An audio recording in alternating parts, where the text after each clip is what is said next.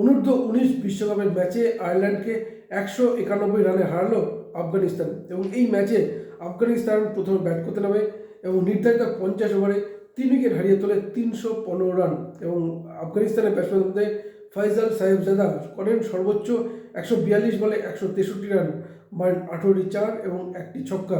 এছাড়া মেহবুব খান করেন 79 বলে 89 রান। ক্যাপ্টেন মেহবুব খান তিনি মারেন 5টি চার এবং দুটো বিশাল ছক্কা।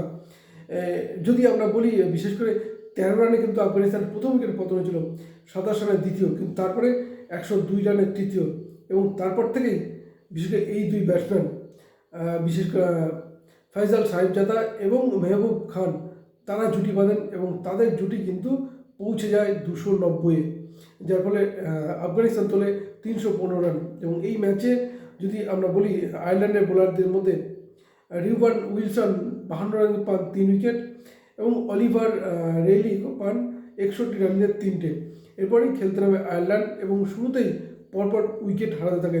7 রানের প্রথম উইকেট পতন হয়, 19 রানের দ্বিতীয়, 21 রানের তৃতীয়, 41 রানের তৃতীয় এবং 53 রানের পঞ্চম, যার ফলে আয়ারল্যান্ড 40 ওভার 4 বলে মাত্র 124 রানে অল আউট হয়ে যায় এবং অল আউট হয়ে যাওয়ার ফলে আফগানিস্তান জিতল 191 রানে। এবং